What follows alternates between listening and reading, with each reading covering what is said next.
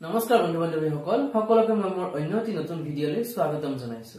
বন্ধুসকল আজিৰ ভিডিঅ'ত আমি কথা পাতিম অহা 29 সেপ্টেম্বৰত আপোনালোকৰ যিখন পেপাৰ হ'বলৈ গৈ আছে অৰ্থাৎ গ্ৰেজুৱেট ডিগ্ৰী উইথ কম্পিউটাৰ আৰু গ্ৰেজুৱেট ডিগ্ৰী উইদাউট কম্পিউটাৰ সেই পেপাৰখনৰ ওপৰত কথা পাতিম আৰু আপোনালোকৰ যেহেতু এতিয়া এক্সামলৈ মাত্ৰ 4-5 দিনহে আছে এই কেইদিনত আপোনালোকৰ ষ্ট্ৰেটেজি কেনেকুৱা হ'ব কি পঢ়িব লাগিব কি নপঢ়িব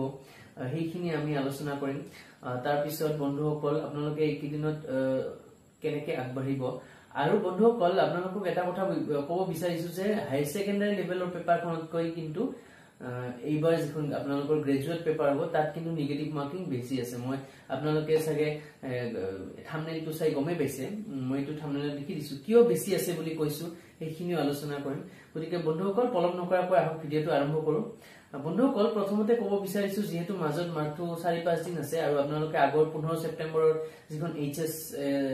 লেভেলৰ পেপাৰ আছিল সেইখনো আপোনালোকে দিছে আৰু আপোনালোকে বহুতে কমেন্ট কৰিছে যে আপোনালোকৰ এক্সামটো ভাল হৈছিল, ভাল মাৰ্কস আহি আছে আপোনালোকৰ এক্সপেক্টেড যিটো মাৰ্কস। গতিকে বন্ধুসকল এই ডিগ্ৰী লেভেলটো কিন্তু আপোনালোকে তেনেকে একেবাৰে ইজি আহিব বুলি নাভাবিব, যেহেতু এইখন হায়াৰ সেকেন্ডাৰী লেভেলৰ পেপাৰ আছিল গতিকে তাত অকমান লেভেলটো তেওঁলোকে কম ৰাখিছে আৰু এইবাৰ যেহেতু গ্ৰেজুৱেট লেভেলৰ পেপাৰ হ'ব গতিকে ইয়াত আপোনালোকৰ যেহেতু গ্ৰেজুৱেট লেভেলৰ পেপাৰ গতিকে অকমান হলেও টাফ আহিবই আগৰবাৰতকে। গতিকে বন্ধুসকল একেবাৰে ইজি বুলি নাভাবিব আৰু যেহেতু 15 সেপ্টেম্বৰৰ এক্সামখনৰ পেপাৰখন ইজি আহিছিল যদিও আপোনালোকে কিন্তু তাত নিজৰ নিজৰ উইক পইণ্ট বিলাকো গম পাইছে। ধৰক কিছুমানে ৱৰ্ল্ড জিঅ'গ্ৰাফি পঢ়ি যোৱা নাছিলে, ৱৰ্ল্ড জিঅ'গ্ৰাফিৰ কুৱেশ্যন আহি গৈছে, তাৰপিছত মেপ বেছড কুৱেশ্যন কিছুমানে পঢ়া নাছিলে, মেপ বেছড কুৱেশ্যন আহি গৈছে আৰু ধৰক কিছুমানৰ মেথছতো প্ৰব্লেম থাকিব পাৰে, ৰিজনিঙত প্ৰব্লেম থাকিব পাৰে। গতিকে আপোনালোকে সকলোৱে নিজৰ নিজৰ উইক পইণ্টটো গম পাইছে যে মোৰ এইটো পাৰ্টৰ উইক আছে, কোনোবাই হয়তো মোৰ জিকে পাৰ্টটো উইক আছে বা জিকে পাৰ্টৰ মোৰ জিঅ'গ্ৰাফি পাৰ্টটো উইক আছে বা মোৰ যিকোনো এটা বা মেথছৰ মোৰ পাৰ্টটো উইক আছে বা ৰিজনিং মই কৰিব পৰা নাই, মই চিটিং এৰেঞ্জমেণ্ট কৰিব পৰা নাই।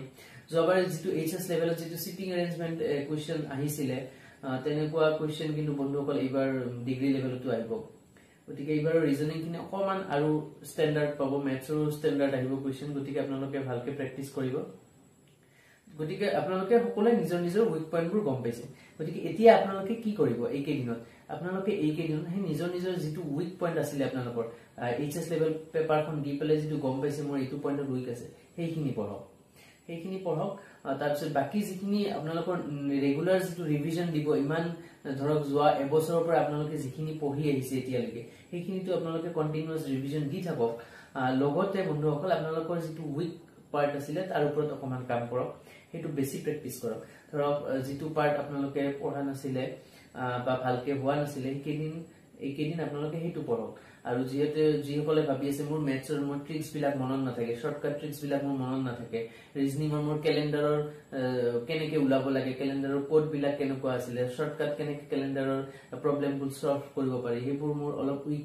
আছে, সেইখিনি আপোনালোকে এইকেইদিনত প্ৰেক্টিচ কৰক। কিছুমানৰ হয়তো চিটিং এৰেঞ্জমেণ্টটো যিটো এইচএছ লেভেলত আহিছিলে পাৰা নাছিলে, কেনেকে সলভ কৰিব লাগে। আগৰবাৰ আহিছিলে আপোনালোকৰ যিটো লিনিয়াৰ চিটিং এৰেঞ্জমেণ্ট ফ্ৰণ্ট ধৰক নৰ্থ ফেচিং বা চাউথ ফেচিং এনেকুৱা আহিছিলে। এইবাৰ হয়তো চাৰ্কুলাৰ ৰাউণ্ড টেবুলত বহি থকা তেনেকুৱা আপোনালোকৰ চিটিং এৰেঞ্জমেণ্ট আহিব পাৰে, ইনৱাৰ্ড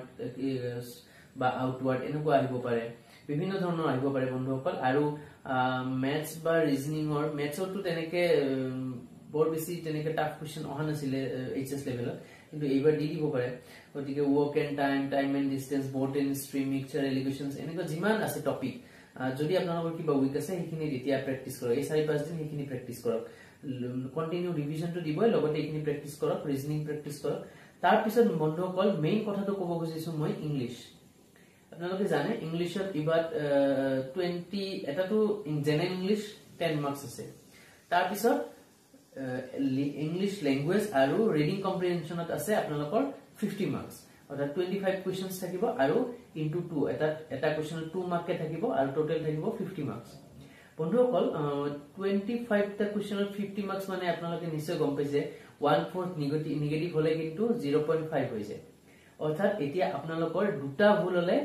1 মাৰ্ককে যাব। জিকে, ৰিজনিং আৰু যিটো জেনেৰেল ইংলিছ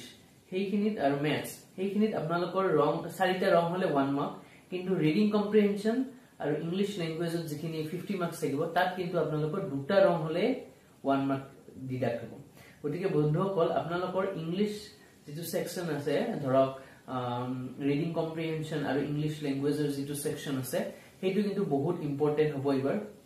আৰু আপোনালোকে বহুত ভালকে চাই চিতি কৰিব এইখিনি আনসাৰ কাৰণ যদি শিওৰ না থাকে এইখিনি এবাৰ ৰিস্ক লবই না লাগে কাৰণ এবাৰ আপোনালোকৰ কিন্তু টোটাল 4টা ৰং হলে 2 মাৰ্কস কে ডিডাক্ট হ'ব গতিকে এবাৰ আপোনালোকৰ ডিডাকশনটো বেছিকে হ'ব গতিকে এবাৰ অলপ ৰিস্কটো বেছি আছে ইংলিশ যিখিনি সেকশন আছে গতিকে এবাৰ ইংলিশ সেকশনটো অলপ ভালকে কৰক আৰু যিখিনি ৰিডিং কম্প্ৰিহেনশন আৰু ইংলিশ ল্যাঙ্গুয়েজ আছে ইংলিশ ল্যাঙ্গুয়েজত কি আহিব পাৰে আপোনালোকৰ ক্লোজ টেস্ট দিব পাৰে ক্লোজ টেস্ট জানে আপোনালোকে ফিল ইন দা ব্ল্যাঙ্কস যেটো থাকে এটা স্টোরি পেজ থাকিলে তাত ফিল ইন দা ব্ল্যাঙ্কস থাকে তেনেকুৱা থাকিব পাৰে ৰিডিং কম্প্ৰিহেনশন ধৰক 3টা 4টা মান পেজেস দিয়া থাকিব পাৰে তাৰ পিছত আৰু ক্লোজ টেস্ট 2টা 3টা মান থাকিব পাৰে গতিকে গোটেইখিনি মিলাই আপোনালোকৰ 25 মাৰ্কস থাকিব গতিকে মই কব খুজিছো যে আপোনালোকৰ বেসিকে নেগেটিভ থকা পাৰ্টটো হৈছে এবাৰ ইংলিশ গতিকে এই ইংলিশ খিনি যাতে আপোনালোকৰ সিলেকশনৰ পৰা বাহিৰ কৰি দিব নোৱাৰে গতিকে ইংলিশ পাৰ্টটো বহুত ভালকে কৰক কাৰণ ইংলিশ খিনি যদি আপোনালোকৰ বহুত যদি ভুল হয় যিমানখিনি এনসাৰ কৰিছে তাতকে বেছি যদি ভুল হৈ যায় তো বন্ধুসকল এবাৰ কিন্তু আপোনালোকৰ বহুত নেগেটিভ হ'ব আৰু আপোনালোকে আলটিমেটলি সিলেকশনৰ পৰা আউট হৈ যাব গতিকে মই কব খুজিছো বন্ধুসকল যে আপোনালোকে এইকেদিন কি কৰিব উইক পইণ্টটো আপোনালোকে গম পাইছে লাষ্ট এক্সামত হেতু ভালকে প্ৰেক্টিস কৰক পঢ়ক ৰেগুলাৰ যিখিনি ৰিভিজন যোৱা এবছৰৰ পৰা পঢ়ি আছে এইখিনিটো দিবই লগতে আৰসি অৰ্থাৎ ৰিডিং কম্প্ৰিহেনশন আৰু ক্লোজ টেস্ট প্ৰেক্টিস কৰক যিমান পাৰে ডেইলি আপোনালোকে এই যি 4-5 দিন আছে ডেইলি দুটাকে ৰিডিং কম্প্ৰিহেনশন আৰু দুটাকে ক্লোজ টেস্ট আপোনালোকে প্ৰেক্টিস কৰক এই যি 4-5 দিন আছে তো 5 দিনত যদি আপোনালোকে দুটাকেও ৰিডিং কম্প্ৰিহেনশন কৰে 10টা ৰিডিং কম্প্ৰিহেনশন প্ৰেক্টিস হৈ যাব আৰু লগতে ক্লোজ টেস্ট আৰু ক্লোজ টেস্টও আপোনালোকে দুটাকে প্ৰেক্টিস কৰক তো 5 দিনত 10টা প্ৰেক্টিস হৈ যাব গতিকে এইখিনি যদি আপোনালোকে কৰে আপোনালোকৰ এটা ভাল এটা প্ৰিপাৰেচন হ'ব অহা 29 সেপ্টেম্বৰ এক্সামটো লৈকে গতিকে বন্ধুসকল মই এইখিনিয়ে ক'ব খুজিছিলো অহা এক্সামৰ বিষয়ে আৰু তাৰ উপৰিও যদি আপোনালোকৰ কিবা যদি কোৱেৰি থাকে আপোনালোকৰ যদি কিবা কোৱেশ্চন থাকে মোৰ কমেন্ট সেকশনত জনাব আৰু আপোনালোকক এটা ৰিকুৱেষ্ট কৰিব বিচাৰিছো বন্ধুসকল আপোনালোকে মোৰ ভিডিও চাই কিন্তু বন্ধুসকল আপোনালোকে বহুতে হয়তো মোৰ চেনেলটো এতিয়ালৈকে সাবস্ক্ৰাইব কৰা নাই গতিকে বন্ধুসকল প্লিজ মোৰ কমেন্ট আপোনাৰ মোৰ চেনেলটো সাবস্ক্ৰাইব কৰিব যাতে মোৰ আহি থকা ইনফৰমেটিভ যিবোৰ ভিডিও এইবোৰ আপোনালোকে নটিফিকেশন পাব পাৰে গতিকে আজি ভিডিওটো বন্ধুসকল এইখিনি আছিল থ্যাংক ইউ